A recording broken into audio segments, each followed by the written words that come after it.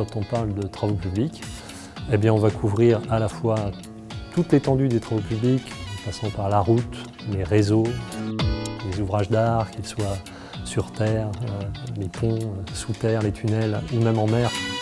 L'école des travaux publics de Normandie forme aux différents métiers d'opérateurs de chantier, à savoir constructeur de canalisation, constructeur de route, conducteur d'engin, chef d'équipe, chef de chantier. Que ce soit sur un parcours éducation nationale ou un parcours titre professionnel agréé par le ministère du Travail.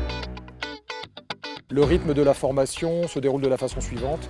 Une semaine de formation en centre pour 2 semaines de formation sur le terrain en entreprise. Un élève qui rentre post-bac a chez nous l'équivalent de plus d'1 an de stage, de façon à être en conditions réelles, non seulement en laboratoire école, mais réellement sur le terrain avec des entreprises.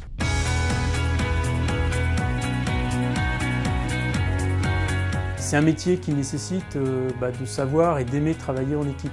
On réussit un chantier que si l'ensemble de l'équipe est fédérée et travaille dans le même sens.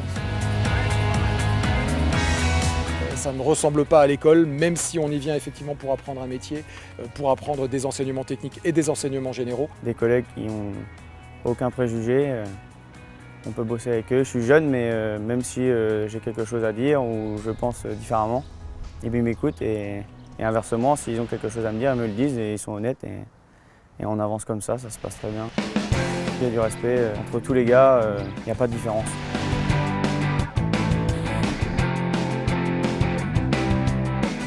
Le lien humain entre les salariés est fort et indispensable pour réussir. On aime bien rigoler, on aime bien. Sinon, si on part le matin en faisant la tête, c'est pas la peine. C'est un métier dans lequel il faut avoir une forte personnalité sans déborder sur celle des autres. Le matin, je me lève, je suis content de retrouver mon équipe. Je m'entends vraiment bien avec, donc le midi, on rigole, une bonne ambiance. Quand il faut travailler, on travaille.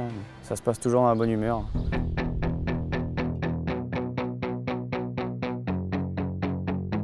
Il faut avoir la passion de ce métier, de la technique, de ce qu'on réalise. Dans notre travail, c'est jamais pareil. J'aime pas être enfermé. Toujours dehors, le contact avec les gens, c'est sympa. Moi, ça va faire 16 ans que je travaille et je ne me suis jamais ennuyé une seule minute. Chaque journée qui se termine, j'ai toujours le sentiment qu'elle est trop courte.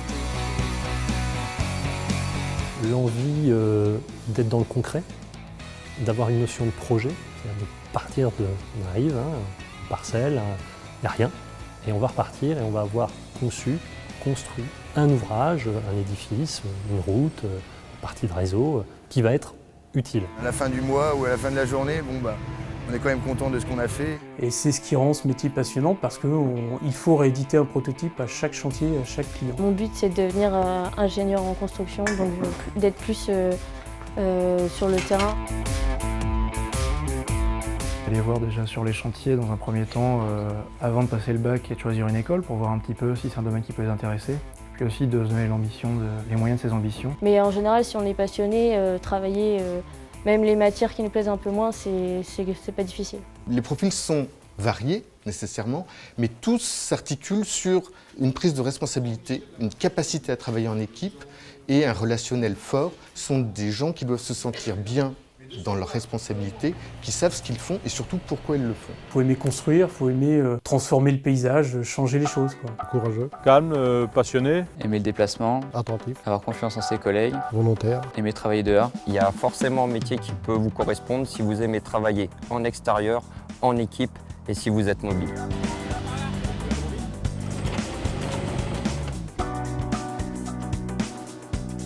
J'ai commencé à 15 ans, en apprentissage pendant 2 ans, donc en constructeur de route. Maintenant, j'ai eu mon CAP, je suis passé apprenti chef d'équipe, continue quasiment le même boulot, mais mon chef me laisse faire de l'implantation que je ne faisais pas avant, me donne des plans pour que je puisse aussi voir ce que c'est.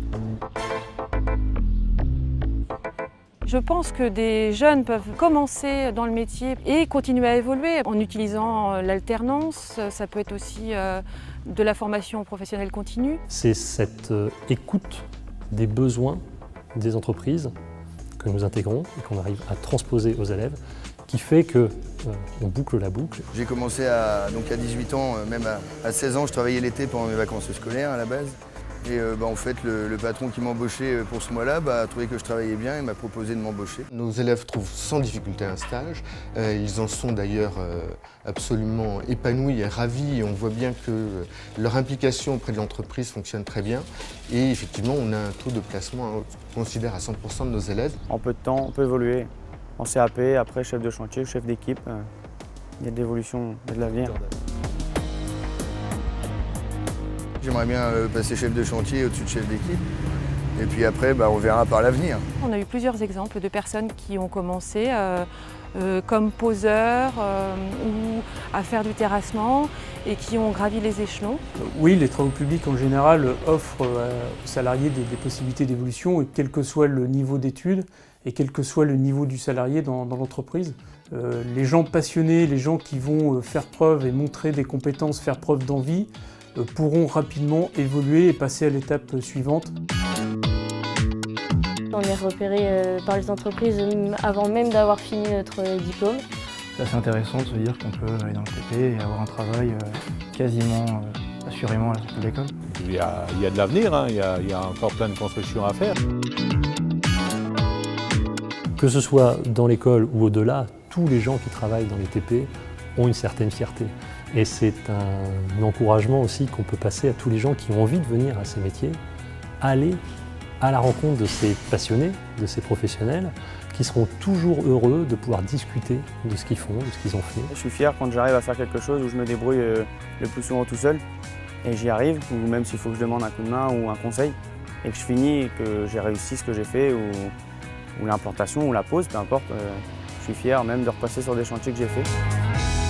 Je suis fier de mon métier, bien sûr.